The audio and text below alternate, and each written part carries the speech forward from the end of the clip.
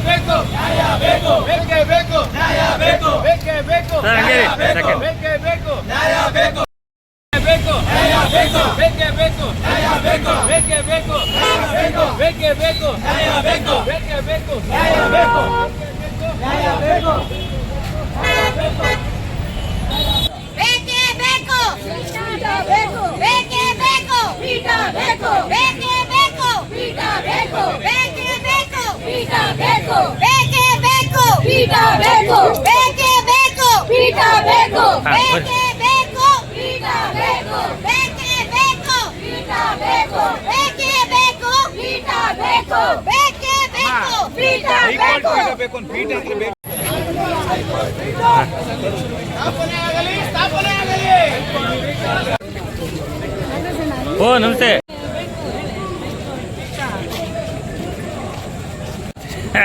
ಬೇಕು ನ್ಯಾಯ ಬೇಕು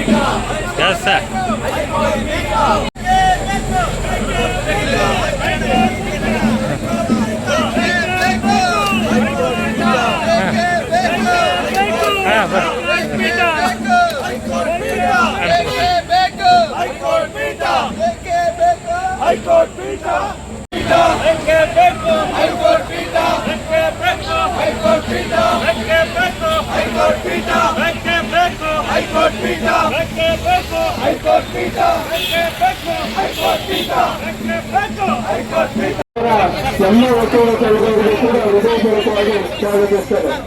ಸ್ವಾಮೀಜಿಗಳು ಬಸವಸ್ವಾಮಿಗಳ ಗುರುಗಳು ಮಾತನಾಡುವ ಮೂಲಕ ಈ ಬಯಲು ಸಭೆಗೆ ಚಾಲನೆ ಕೊಡಬೇಕಂತ ಹೇಳ್ತೇವೆ.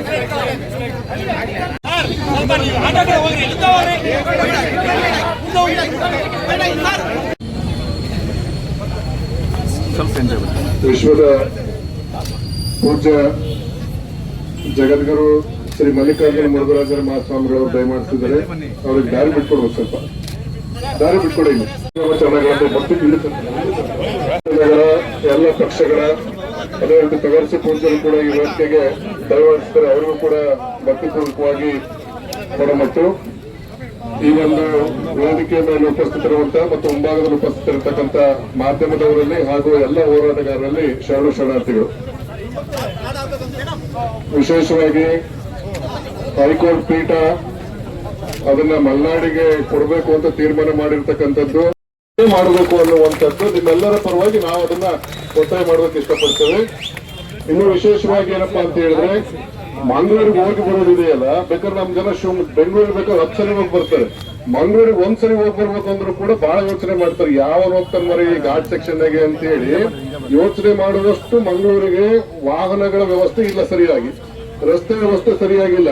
ಹಂಗಂತ ಹೇಳಿ ರಸ್ತೆ ವ್ಯವಸ್ಥೆ ಸರಿ ಮಾಡ್ತೀವಿ ಅಂತ ರಸ್ತೆ ಮಾಡ್ತೀವಿ ನೀವು ಒಪ್ಪಿಕೊಳ್ರಿ ಅಂತಂದ್ರೆ ಅದನ್ನ ಖಂಡಿತವಾಗಿ ಒಪ್ಪಿಕೊಳ್ಳಕ್ಕಾಗಲ್ಲ.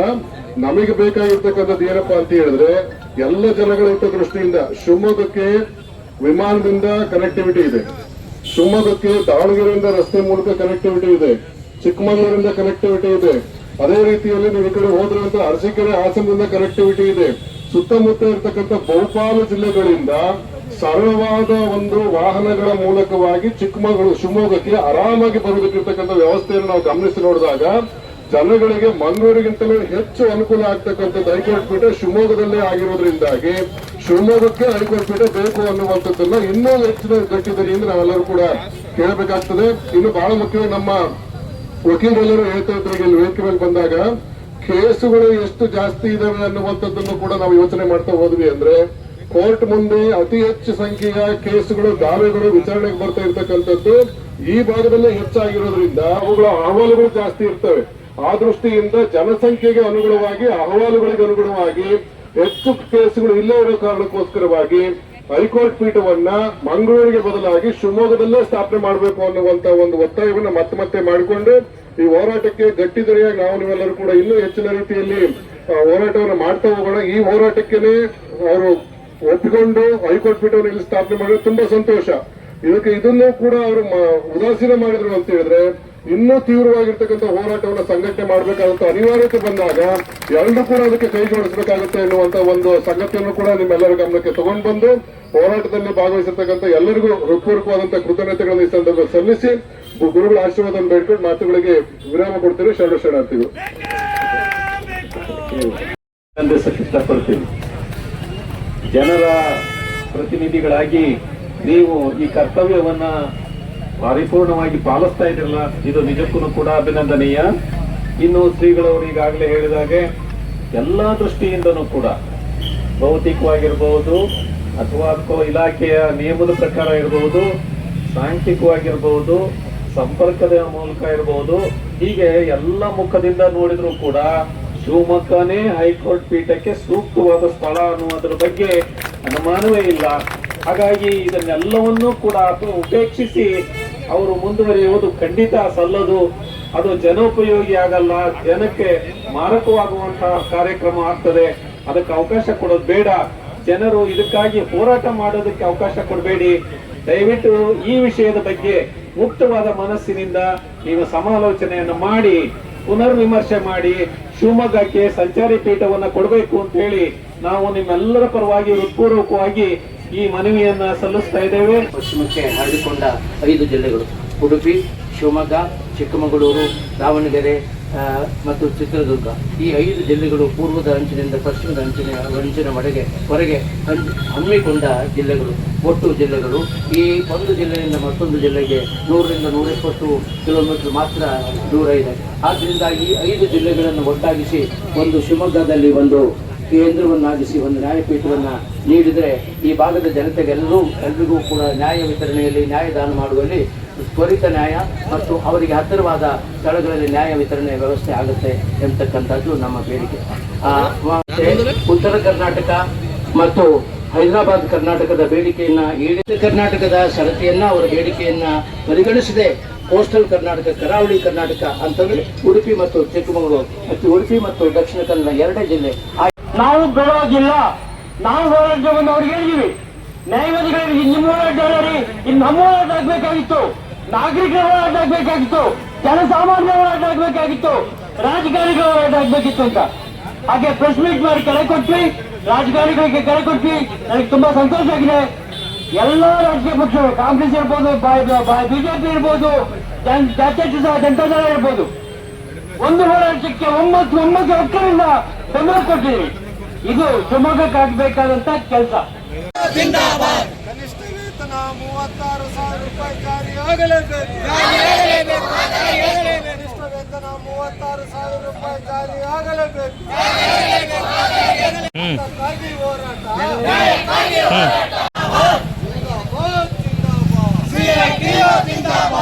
ಗುತ್ತಿಗೆ ಪದ್ಧತಿ ರದ್ದತಿ ಆಗಲೇಬೇಕು.